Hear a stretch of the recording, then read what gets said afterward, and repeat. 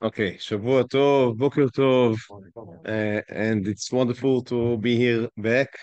It's still on the on the non-Jewish calendar, it is still August, but on the Jewish calendar, we are already in Elul.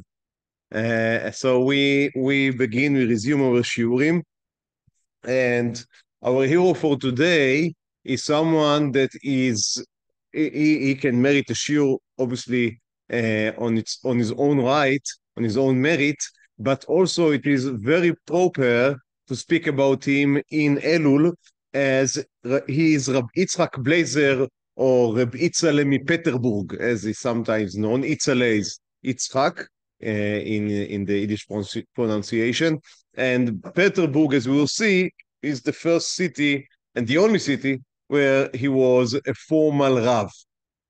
So Rabbi Itzale Peterburg, Rabbi Yitzchak Blazer, is known as the greatest Talmid of Rabbi Israel Salanter. Rabbi Israel Salanter is the founder of the Mussar movement. We spoke about him, but do not be worried. I would have some rehearse about what is the Mussar movement.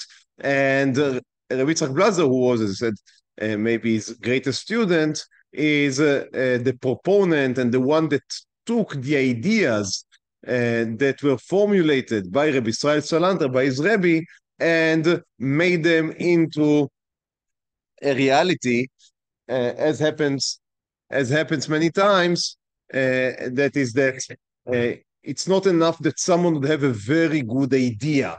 You need a continuation for a generation or two in order for new ideas to really take place and to plant roots. So that was what Rabbi Yitzchak Blazer was able to do with the Mussar movement, as we'll, Be'ezrat Hashem, expand. So Rabbi Yitzchak Blazer was born in 1837 in a small, you may say a suburb of a small village near Vilna that was called Shnepshuk. Now it's an interesting name, Shnepshuk. I went to Wikipedia. It's a very nice city. It's a huge skyscrapers. It's a big place. It's a big place called Shnepshuk, and now it's like a part of Vilna. Obviously, today it's Lithuania, but back then there was no Lithuania, and it was part of the Russian Empire, Tsarist Russia. Now, he was born there.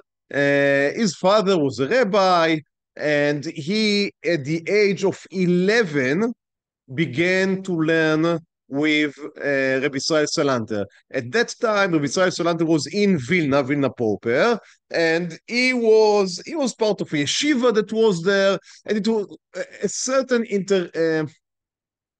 variation of the Mussar movement. When you spoke about Rabbi Salanter, he was trying different ways in order to implement his ideas of Mussar. And one of the iterations, help me. Iterations, like the Gilgulim. Right, so iteration were in Vilna, where he was trying to join the yeshiva, the classic yeshivish, we may say, world, and have an impact from inside.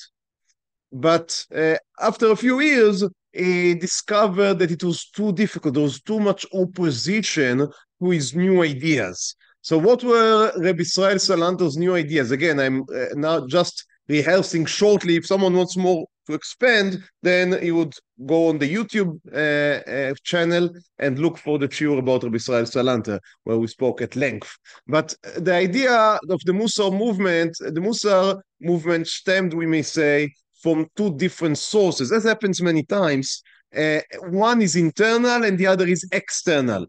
And it is, in actually, the alignment of these two motivations many times, which makes a movement into a successful one. So the internal motivation was that Rabbi Israel Salanter felt that the mitnagdik Jewishness, if we may say, the Judaism of the mitnagdim, of the Lithuanians, of the people that were not Hasidim. So he felt that something was lacking there. There was not enough spirituality. They were learning Torah. Torah was the main value. in Lithuania, and they were learning day and night, and they were keeping mitzvot very well. But there was something missing. There was almost, philosophy was unheard of. You're not allowed to do philosophy, and also not Hasidut. So there is something that was missing. All of the Jewish life was concentrated either in the mind, in the brain, in the intellect, or in the hands and the feet when you perform the mitzvot. But the heart, emotionally, that was what at least he felt, that emotionally there was a leakage. It was missing. The part of the heart was missing. So he wanted to also give the emotions a place in the Torah. And what is even more important, he believed that if you do not use emotions, especially fear, if I may say that, meaning in the balance between fear and love, because even when you speak about emotions, you can interact with different emotions. But he was focused on Israel Salanter and also Rabbi Yitzchak Blazer to a great degree, were focused on fear as a motivation to human actions. And he felt that without the support of emotions, you would not also be able to hold to the actions, meaning to the mitzvot. They would fall aside. In addition to this internal motivation, there was also an external, motivation, and that was that Haskalah, enlightenment, what is called, was taking very strong position in Lithuania, much more than in Eastern Russia, much more, let's say, than in the places where Hasidut was going strong. And it was, at least for Rabbi Israel Salanter and for others, it was clear what were the reasons. Where you had Hasidut, you had something that people felt connection to, they felt it was of importance, and so they clung to it. There was no void that called for something from the outside. So enlightenment found it much more difficult to take hold where Hasidut was strong. However, again in the mitnagdik world, in Lithuania, there was this void. Meaning, okay, I'm learning Torah, beautiful, I'm doing the mitzvot. So what do you care if I am reading some stuff? And exactly, what do we care? So people were reading different types of stuff. And before not very long, the new exciting ideas of the 19th century, and there were very exciting ideas, they were, as I said, taking hold in, especially among the youth, and you began to see young Jewish males and females, boys and girls, just living in droves. The yeshivot, they are abandoning practice, and things were going downhill extremely quick. It was terrifying to see that, to people that were living through the era, because we are not speaking about a process that took 200 years. In some places, in 20 years, you went from, at least on the paper, full observant community into something that was not even reform. It was just not observant anymore, not believing anymore, and people were just going everywhere they went.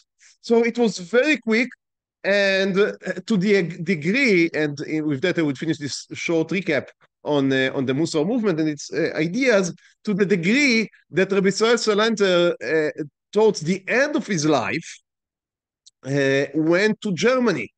Why? He explained, I have nothing to do in Lithuania, because when the horses are rolling down the hill, you cannot stop them. Only after they crashed at the bottom of the hill, then you can begin the process of taking them back up. So he said in Germany, the whole thing already completely collapsed. So there I have what to work with. But in Lithuania right now, it's a disaster. I have nothing to do there. So that's very extreme, but it reflects, even if it is not completely correct everywhere in Lithuania, obviously it was not, but it reflects the feeling of many of the faithful Jews and the traditionalists that felt that everything was falling apart. So that is the world that our hero is being born into. And as I said, when he was 11, he began to hear shiurim from Rabbi Israel Salanter, and he was immediately attracted to the figure, both because of the genius of Rabbi Israel Salanter. His shiurim were very well known for being extremely complicated. There were genius shiurim with questions and answers from all corners of the Torah, and they say that sometimes you need a whole week in order to review the shiur that he gave on Shabbat, just to understand all the connections that he made. So, because Rabbi Yitzchak Balzer himself was also a genius, then he felt, I guess, that the shiurim were speaking to him, that it was a challenge to him, it was something that got his interest. And beyond that, he was attracted by the Mussar ideas. I mean, he also felt that it is not enough just to operate your intellect. You also need to hasten your emotions, and the methods of Rabbi Israel Salanter seemed to this very young child, 11 years old, as something that is worthwhile learning and implementing. At the age of 14, his father printed, he finished Baba Kama at the age of 14. It's one of the tractates of the Talmud. And he gave such a beautiful drasha that his father went and typed it and printed it and shared it around. Unfortunately, it did not survive. We only have, we have memories of this, it's called Hadran. That's the siyum. So of this Hadran being printed, but we do not have the text itself. However, in the age of 15, he was married with Chaya Rosa, that was the name of his first wife. And for a very short period of time, he went to live with his father-in-law, as was the minhag back then, in Vilkomir. He studied there a short time, and then he heard that Rabbi Israel Salanter left Vilna and went to Kovna. And there Rabbi Israel Salanter opened his own yeshiva. Why? Because as I said earlier, Rabbi Israel Salanter was met with too much of an opposition to his ideas in the classic yeshivot. So he said the only way is that I would open my own yeshiva. In my own yeshiva, I can act as I find necessary. And also, I would be able to shape. And in that sense, Rabbi Israel Salanter was a man not only of dreams, but also of action. He understood that if you want to reshape the education of the Jewish world, what you really need to shape is the educators. So instead of just operating inside a certain yeshiva, if I would open a yeshiva, which may not be very big, it can be a small yeshiva, but my students would be of such a stature that they would become the educators, the mechanchim, the rabbis of the next generation, then the impact would be 10 times or 20 times the impact of just one more rabbi in one more yeshiva. And that's what he was set to do. So he opened the yeshiva in Kovna. That was a yeshiva that was aiming to raise educators for the next generations, but educators that would not only teach Torah. Of course, that was the basic. Again, it's Lithuania. So the basis for everything is Torah. But they would not only be very rooted in Torah, but they would also, from Torah, they would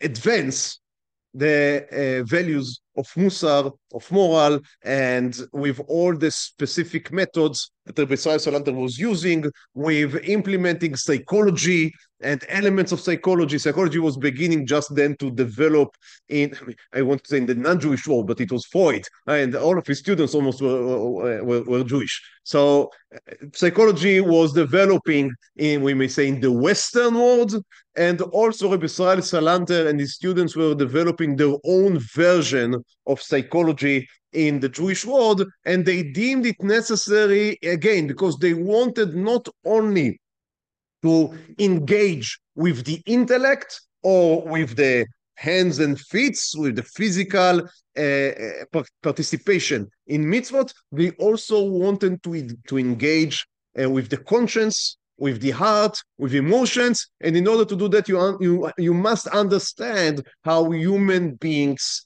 react.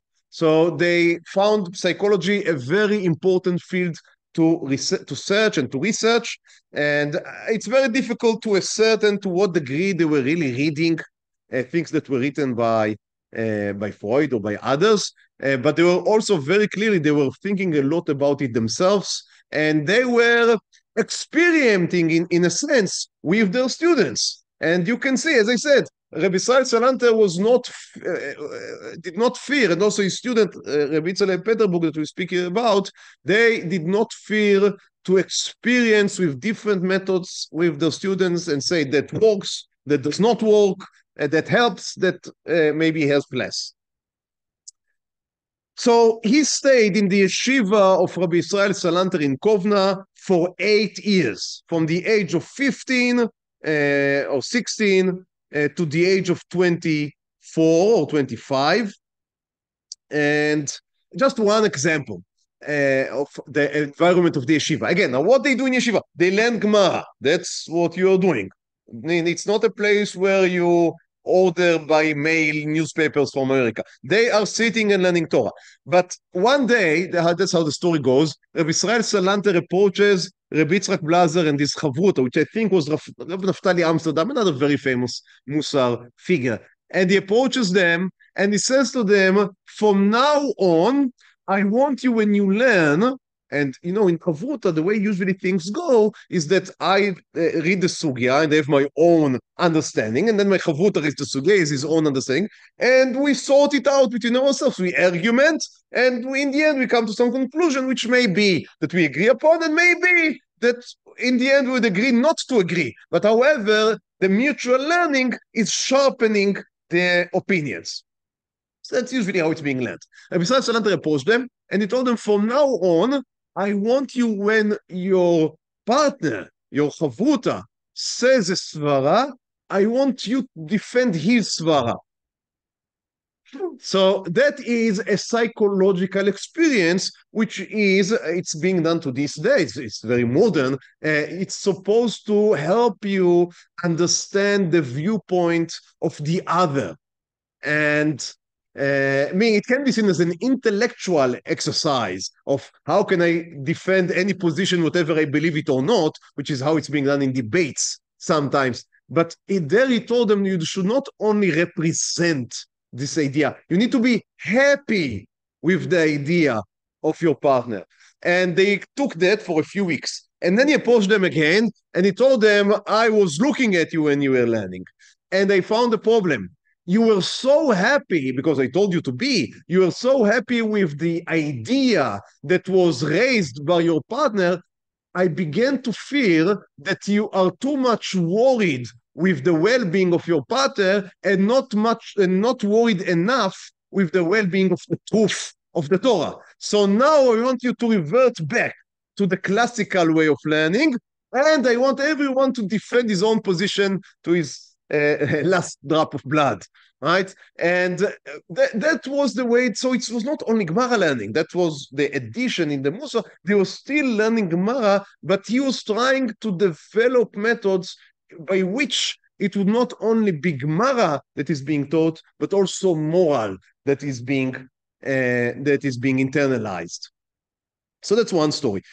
Now, at the age of 25, Reb Yitzchak Peterburg, they still didn't have children, him and his wife, but he decided he does not want to be paid by the yeshiva, stipend by the yeshiva anymore, because he does not want to enjoy his Torah learning, and instead he would go and become a painter.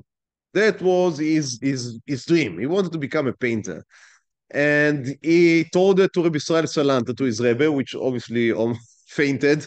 And Israel Salanter said to him, you know, you want to learn Torah lishma, Torah for its own sake. So that's why you do not want to earn money from your Torah. He said, in our generation, Torah for its own sake is that you'd become a rabbi. If you'd be a painter, you'd never be able to become a rabbi. You'd never be able to become an educator, and your effect would be much less reduced. So we need you. The Jewish people need you. That's not a question of your own sake. It's the question of the Torah's sake, that you'd become a Rav and you'd be paid as a Rav and you'd be able to concentrate on teaching Torah. And as a matter of fact, but he understood that maybe Yitzchak Peterburg had enough time in the yeshiva, so it's really time to find the first shtar, to find the first position as a Rav. And the place where Rabbi Israel Salanter decided to put him is no other, this very young man of 25 years old, is in Peterburg, or St. Petersburg, as I think I mentioned in an earlier shiur. The Jews never call these places in the non-Jewish names that are after Christian figures. So that's how St. Mary became Satmer. And St. Petersburg, they didn't call it Saint, because no Saint here. So Petersburg. It's called Petersburg. Well, the Russians later changed it to Leningrad, which is Saint Leningrad. No saints there either. And back again, yes, and back again. So that's so why it is so special to be sent as the Rav of Petersburg? Because I think we already spoke at length that Jews were not really allowed to live in Petersburg. Petersburg was more or less the capital city. The Tsar was most of the year in Petersburg. Some of the year was in Moscow, but Moscow is not nice in the winter. So on the winter, he would go to Petersburg, which is on the sea, which is just, it's the climate. I don't think the climate is there as in Eilat. It's a warmer climate. So the Tsar and his family would be there for most of the year. So it was more or less the capital of the Russian Empire. It was a very important city. You don't allow people like the Jews to live there, right? Be honest. So why a Jew would be able to live there? Two ways. One is people, the Jews that were התגייסו, went to the army, that were drafted to the Tsarist army. Usually it was the Cantonists. I mean, these were the children that were kidnapped in the age of 6 or 7 or 8, and they served for 25 years. And after 25 years, those that survived were immobilized, released. They were released and demobilized. And then they were allowed to go and live wherever they wanted. And some of them chose to live in the big city, which was Petersburg, which is a very nice city. So there was some Jews that were the Cantonists. You can imagine that after 25 years in the Tsarist army, after you were kidnapped in the age of 7 or 8, you were not the greatest Talmid Chacham in this side of the ocean. And so this was one type. The other type were extremely rich people that it was worthwhile for the Tsar to have around. So that was the other, like the Baron Ginsburg, like this type of people that were the guy from the tea, Vysotsky. So these type of guys were extremely rich, so they can help the Tsar in his plans. So they also were allowed and given a permission to live in Petersburg. So these were the type. Now again, I don't want to say anything bad about these rich people, but not necessarily they were Talmudic geniuses. Okay, because again, there were people that were very much invested in the business world. They interacted much more with non-Jews than with Jews. And let's say that if they davened be chidut alone 3 times a day, that would be very, very, very good. That's the type of the community. Honestly, they didn't think they needed a Rav. They were doing very fine, thank you. But Rabbi Israel Salanter wanted a Rav there. He wanted a Rav there for the sake of the Jewish community there, but even more than that. The Jews were interlocked in a fight with the Tsarist government, not to their benefit. That is because the Tsarist government wanted to Russify. They wanted to Russify everyone. I mean, they did it to this day. They don't like Ukrainians, Poles. Why do you need all of these nations? Why isn't it enough that everyone would be Russian. It's so nice to be Russian, right? So that was the idea. That was the idea for 600 years, maybe more. And one of the, so they banned teaching Ukrainian in the schools, for example. So it was not just against the Jews, but the Jews were extremely annoying because they were not even Christians. So and they went with these funny clothes of them and do funny things. So obviously you need to make them into human beings. Now that's an advance. That's an advance because 200 years before, the Jews were seen as people, as they cannot even become people. They cannot even become human beings. So now we are becoming liberal, and we believe that the Jews, in their essence, they are really human beings. It's only their retarded religion that prevent them from being normal as the other Russians. So what we need to do is to remove the eye blinders, right? That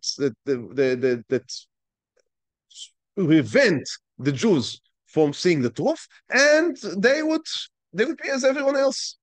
That was the idea. That was the idea. So we need. It's not only Rabbi Israel Salanter that understood that if you want to affect education, you need to affect the educators. The Russian government, lehavdil, also understood it. So they opened their own rabbinical schools. Yeah, a Russian rabbinic, you can imagine the level and the type of guys that would go there. But if you had a degree from one of these schools, you were able to be appointed as a formal rabbi in Russia. If you were not, if you did not have the paper from these schools, it, regardless of how many years did you learn in a yeshiva or the type of knowledge you had, you could not become a formal rabbi. Now, don't be mistaken. The Jews would pay for the rabbis anyway. But the Russian government forced them to install one of their own rabbis, which would be called usually Harav Mitam, meaning the rabbi from, that would be the rabbi from the government, and he would usually deal with the bureaucratic side of the role, so he would write the death certificates and the birth certificates and the marriage certificates, etc. And the Kehila had no other choice but also to hire a real rabbi. They called him Herav Dati. So there was a Rav Mitam and a Rav Dati. And the Rav Mitam sometimes were really, really not religious. So people, they would smoke on Shabbos. But some of them were good guys. Almost none of them was really learned. Some of them were good guys. Okay. So it was very important because of this fight with the Russian government, and you always had rabbis coming to Petersburg trying to convince the Tsar or his ministers to lift this decree or the other decree. So you needed someone on the ground that would establish a connection with the government and would be able to help. And that was the real reason, it seems, that Rabbi Israel Salanter wanted Rabbi Yitzchak Petersburg there in Petersburg. He was not yet Petersburg back then, but that's how he was installed in Petersburg. Now, he was not even allowed to live there. So the way he got permission was that Rabbi Israel Salanter had one of the cantonists was a follower of Rabbi Israel Salanter. So Rabbi Israel Salanter convinced this cantonist to adopt Rabbi Yitzchak Petersburg as his son. So I don't know how the Russian law works, but maybe it works just by paying. So be it as it may, he was adopted by this guy, and at the age of 25, he became his son, and as he became his son, he was also allowed to live with his father in Petersburg. So that's how, I'm sure that someone was bribed in the I cannot see how does it work without a bakshish. So I guess someone was paid, and the arrangements were made. And so Rabbi Yitzchak Petersburg became really Rabbi Yitzchak Petersburg, became the Rav of Petersburg. Now you can imagine that he did not eat honey there. Why? Because what was his community?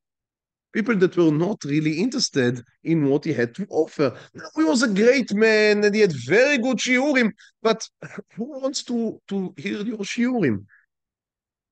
In the community in Petersburg of the very rich people, many of them, as I said, were very open to the new ideas, and many of them were part of the Haskalah. One of the most famous names of yesteryear was a man that was nicknamed Yalag. Yalag is Yehuda Leib Gordon. Yalag. Yehuda Leib Gordon. He was one of the first maskilim. He wrote one of the first book of poetry in modern Hebrew, in 19th century Hebrew. And he was, I don't want to say atheist, but he opposed rabbis. He thought that rabbis are the source of all the troubles of the Jewish people.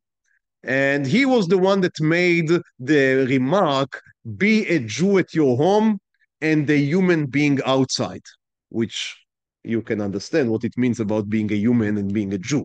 So be at your home, you can eat matzah. But when you go outside, don't walk with this captain, and you should look like a human being. And so that was the guy. And you can only imagine the follower of Rabbi Israel Salanter, Rabbi Yitzchak Peterburg. He would go in the street and he would go, he was a Mussarnik. He would go with his eyes in the ground.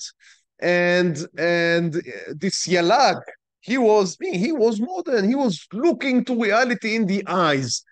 And there are many, many stories about their encounters. And we have to understand, Rabbi Yitzchak Peterburg, I don't know if he had a sharp tongue or not, but one thing is clear, as someone that was educated by Mussar, he would not respond. I mean, he was trained in taking slender, in taking insults and not responding. Now, that may be a very good trait for a human being, but not necessarily in the circumstances that were there. And we have these stories of him, for example, on Yom Kippur, on Shavuot, that's a very famous story. On Shavuot, he went to the Bima and he began the Akdamot. Now, the Akdamot is this poem which is written in Aramaic, and really no one in the community understands what's going on. Only two were able to understand. It was the rabbi and this Yalag who was educated.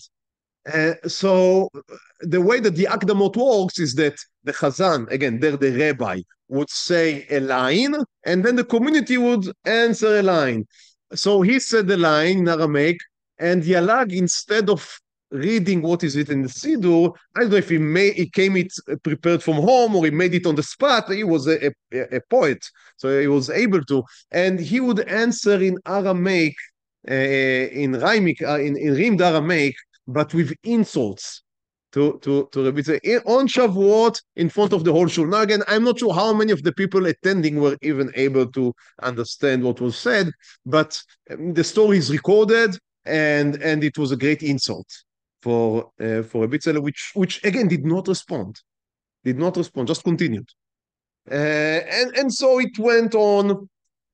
And they had a newspaper of the Maskilim there, which Yalag was one of the great contributors for, and maybe he was even an editor. I cannot remember right now.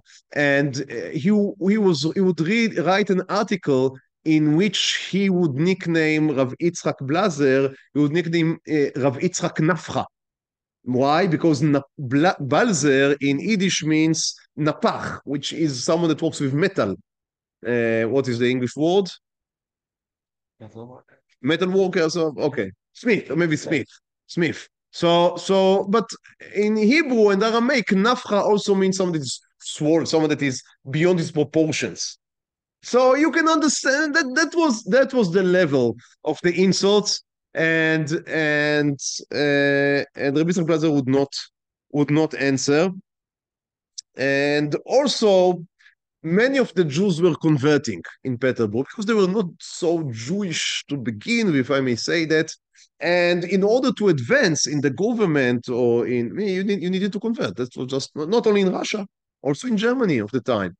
I mean, in the more enlightened countries, you needed to convert because, again, we want you, the Jew, in our government and in our civil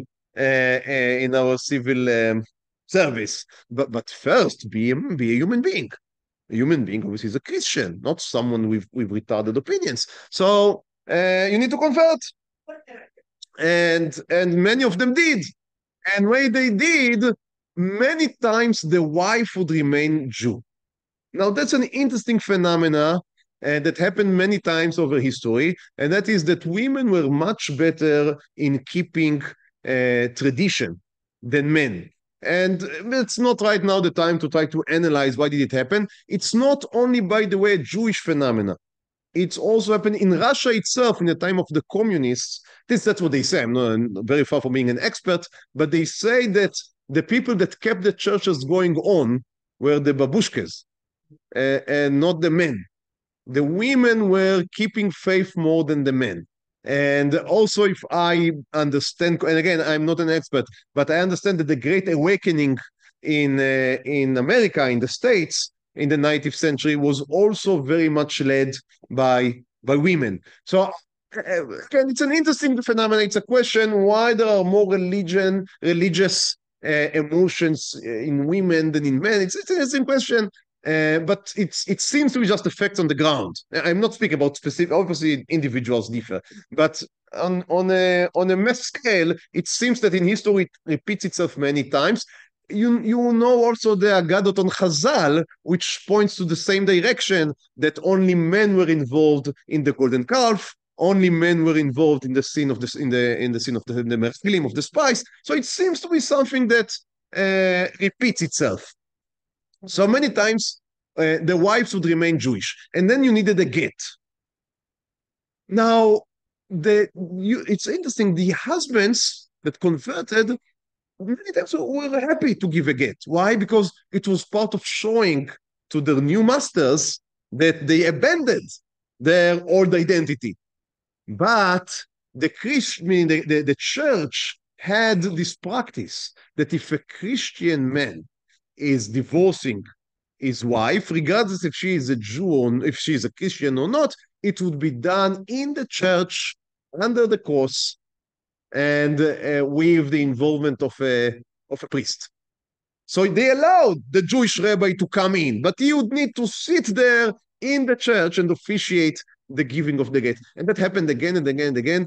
And it really, it's very interesting. Now, Yitzchak would do it because, to save the women from being strained. So he had no other choice, but it really killed him to go and to sit there and to officiate this divorce. It was very, very difficult for him. And as I said, and also he didn't feel welcome because he would always be insulted by this Yalag and his bunch of guys.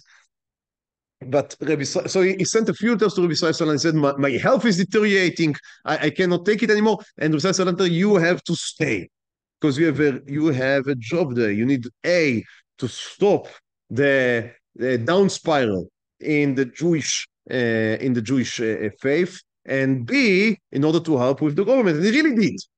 He really did, and he really helped in some matters. But it was very difficult. It had a price on his health. He had a boy and a daughter that were born in Petersburg, and both died in their infancy, which is not necessarily because of Petersburg, and the rate of infants' death was extremely high. But it was part, I feel, of what the tragedy that he was going through there. And all of the time he remained a faithful Mussarnik. So they have a story that once there was a big convention of rabbis, again, that came to Petersburg in order to speak with it was called Shtadlanim, right? So Shtadlanim, meaning people that, lobbyists, basically. So they try to lobby by the government. And they came so there was a big convention of rabbis, and where would they have the convention? In Petersburg, obviously in Rabbi Tzele Petersburg's home. So they went there, and they discussed, after discussed the learning issues of the hour, they wanted also to speak something in learning, something in Torah. So they discussed a very interesting question. In Petersburg, you have in certain times of the year, white nights, meaning that the sun would set down for only a very short period of time. That was the question of when do you say the Kriyat Shema and when do you do the davening. It's an interesting halachic question. And they all debated it very, very thoroughly. And the host, Rabbi Tzele, just sat there and said nothing. And after everyone finished to speak, the Beit HaLevi, Rabbi Yoshe Ber Soloveitchik, is the great grandfather of the Rabbi Yosef Ber from Boston. So the Beit HaLevi, who was I guess the greatest authority in the room, so he asked Rabbi Tzale, the host, maybe he wanted also to contribute something. So Rabbi Tzale opened his mouth and said about around 10 sentences of basic Mussar. And the Beit HaLevi looked at him.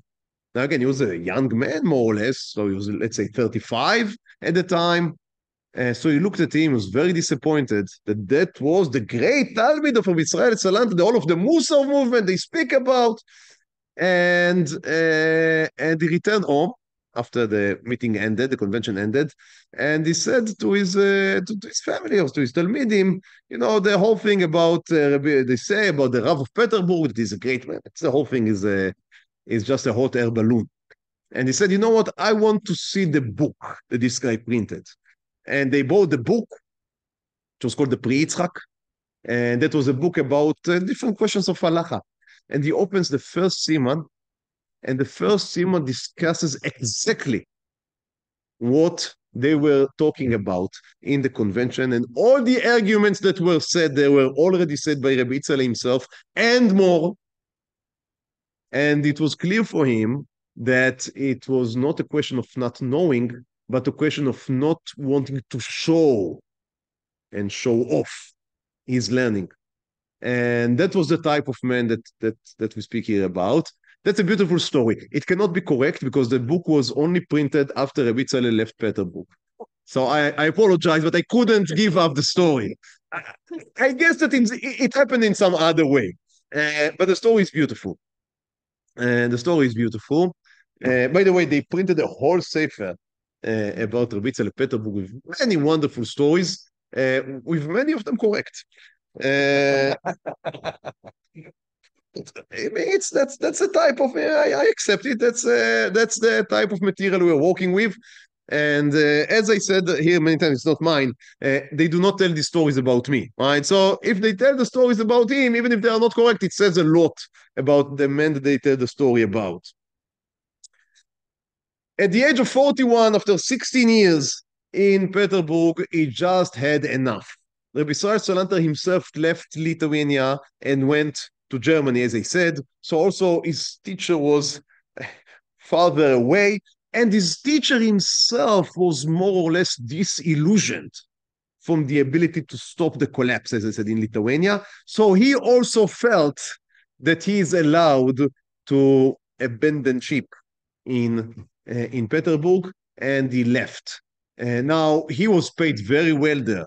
And I mean, with all of the insults that he had to take, but he lived in a nice house, and the streets were clean, and it was a nice city. And suddenly he had nothing. But he was adamant not to take any other rabbinic position. As a matter of fact, he made a decision that he would not be paskening any more questions to the end of his life. He didn't want it anymore. Anything that had to do with halacha or with taking authority. He would teach Torah to the end of his life. He would teach Mussar to the end of his life. But he didn't want to have any authoritative positions. It was just against, I guess, his Mussaric nature to give orders or to give rulings. And so he went back to Kovna. He went back to Kovna, and he printed his sefer, the Yitzchak, as I said, which was allegedly already in existence, whereas in Peterburg it's incorrect. So he printed it in Kovna, and he called it Yitzchak, meaning the fruit of Yitzchak. Why? He writes in the Hakdama, in the introduction, that because he does not have any children of his own, then that would be his fruit. That's what he writes. But, however, in the age of 50, his wife, Chaya Rosa, decided to divorce him. Now, why is that? She decided that, she was too old to bear any more children. As I said, the two children that he did give birth to did not survive. And she knew that he cannot have children from her. So she told him, I want a get, so you'd be able to marry a younger woman. He said, no way. I mean, they were married already from the age of 15, so 35 years. No way. And she said, I am going to Eretz Israel. And according to halacha, if I say that I want a get, I mean, if you want to make aliyah with me, that's one thing. But if you want to stay here, and he wanted to stay in Kovna, I wanted to teach Torah there. And I want to go to Eretz Israel. And according to halacha, you must give me a get. And so it was. He gave her a get. She went to Eretz Israel and he continued supporting her. It's very interesting. He sent her money to Eretz Israel in order to continue to survive, and she sent him back receipts for the money. So they have it's very, very interesting. It's a very interesting story. And he indeed remarried a woman 25 years old, meaning 25 years younger than what he was. She was a widow with 4 children in the age, but you have to remember they were getting married in the age of 15. So at the age of 25, she had already had 4 children, and he married her, and they gave birth to another 4 children in about 6 years or 7 years. So he went from being completely childless to having 8 children in about 6 years. So that's a change. At the age of 50 something, it's a change. And there are beautiful stories. I'm sure it is part because of his Mussar nature and part because of his personal history, was an extremely loving father. I mean, much more than what was the minhag back then. Nowadays, maybe norms are changed, but then it was very unusual to see a great rabbi in the age of 50 playing hide and seek with his children and climbing trees with them. And there are many, many stories about them. And he raised the 4 children of his wife, meaning from her first husband, they say, as they were his and more. So according to the stories, and I am only, I can only say what the stories tell, but they say that when he would wake his children for tefillah, so his own children, he would wake up, sometimes roughly if they needed, but always very, very gently, the children of his wife. And they asked him why. And he said, because they were orphans. And so they suffered a lot. I do not want to be Messiah, to cause sorrow to an orphan. So that's why I'm acting towards them much, much more gently. One of the children, or I mean, his stepchildren, all of them, the family was Chechkes. And one of them became a very great rabbi. I forgot the last name, the first name. Shmuel, I think, but I may be wrong. And here is a more personal story, because this Rav Cheshkes, that was a stepson of him, lived to a very long age. And after Second World War, he went to America. He became a teacher at Yeshivat Reb Chaim Berlin. And there he taught Rav Lichtenstein, which I had the merit to hear from him ideas that he had from Rav Cheshkes. So that's a personal connection there.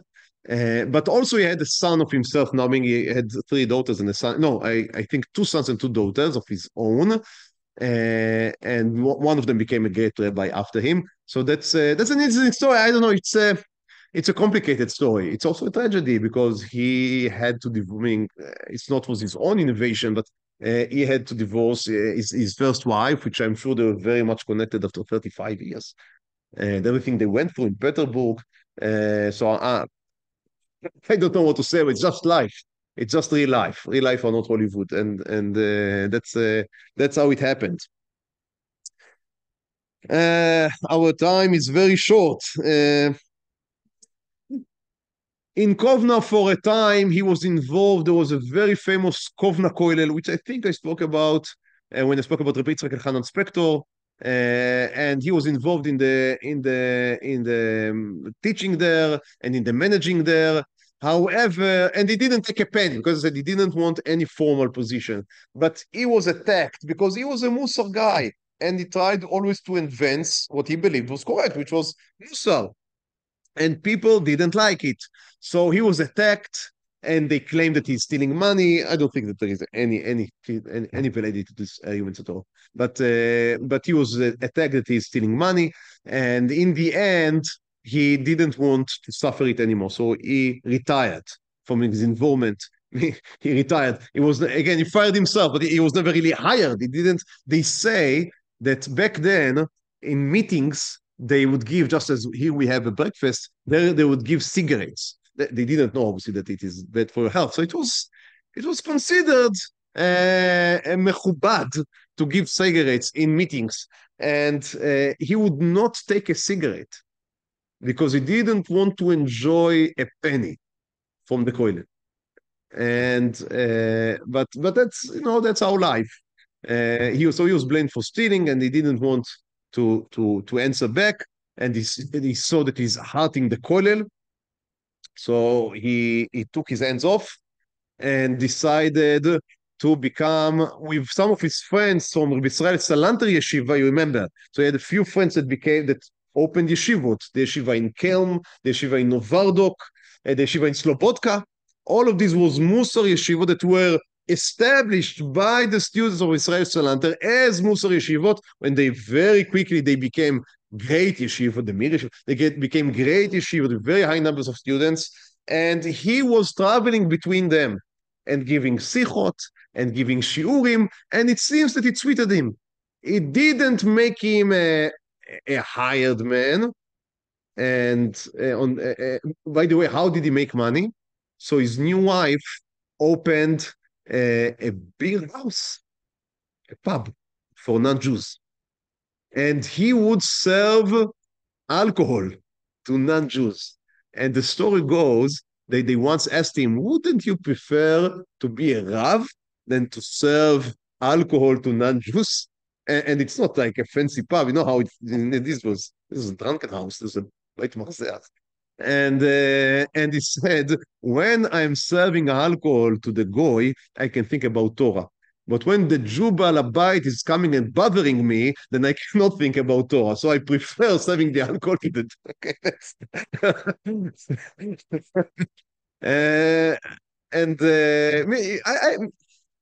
I won't say that I can understand him, but taking his nature into account, in the end, he suffered a lot from his Jewish Balabatim in Petersburg, and the non-Jews were just behaving as it was expected. So someone is drunk and you have to carry him out. Fine, I understand it. It didn't get under his skin, but the people there they caused him to suffer. So it's sad again. It's sad, but it's understandable. In 1904, he decided to make Aliyah. He made Aliyah to Yerushalayim. Before leaving, it was just before Yom Kippur, he gave a wonderful sikha in the yeshiva in Slobodka about the importance of his Aliyah. And he spoke about the pasuk before Yom Kippur, Al tashlicheini le'et zikna. And he gave them a mashal. He said a story. He said that it's a mashal that, people were avoiding draft. Excuse me, not only Jews, everyone that was able not to be drafted into the Russian army would avoid it. Today, people are running all over Europe now to get avoided from being drafted. So in one city, the officials of the king said, everyone that dodge drafting can get a mechila, can get an exemption. If they would show up, we would give him a few work and a few weeks or a few months, and then he can live legally again. So many people came in and were drafted for a month, get like a shalav bet, as they say here, meaning a basic training, and be released. One guy was 60 years old. So he came in, and the officer said to him, no, you are now going to the court and you would be judged and sit in prison. And the man said, why? You promised that if I come, then you'd give me a month and then you'd release me. And you give me a month as you train me.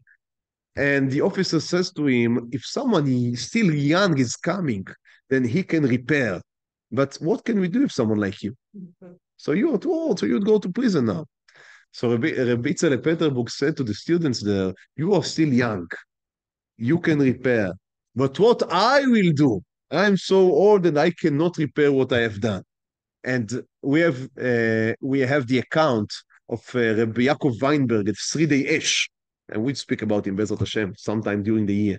And he said that seeing someone as Rabbi Yitzchak, his tzadikut was so much known. And there is a man that all his life were dedicated for Torah and for Mussar, and he never insulted anyone.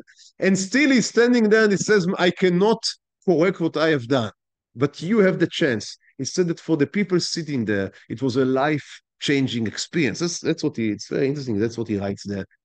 And after that, he's making his aliyah to Yerushalayim. Now, he was at 1904. So if he was born in 1837, he was 67 when he made aliyah. Right? Am I correct? Right? 67, yeah. So he was 67, so that's not a young age anymore.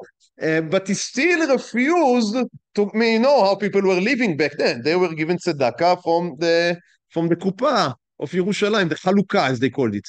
He refused to get tzedakah because that was who he was. So he worked. He couldn't be a painter anymore, obviously, but he worked in the offices of the Va'ad HaKlali that was arranging the money, etc. So he was working.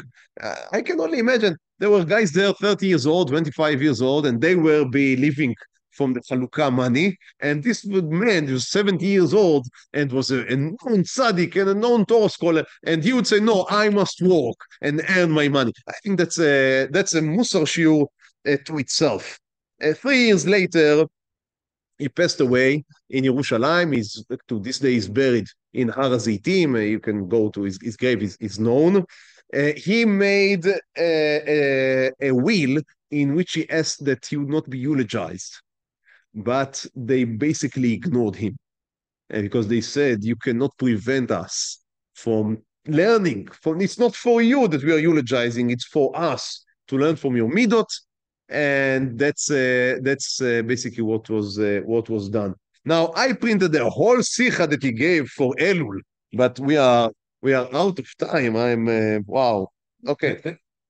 Maybe next week, but I also want to advance. So we'll see. Yeah, it's for Elul. I don't know. I will have to think. It's Still alive. Yeah, I want to go. No, she was niftar. She was niftar before he came. That's a good question, but she was niftar before he came. Yeah, it's an interesting question. Maybe even wait. I don't know. There is a problem to live in the same area as your former wife. Maybe further it would not be appropriate. I don't know. I didn't think about this question. It's an interesting question. So we'll end with that, and Be'ezrat Hashem to continue next week. Thank you. Thank you.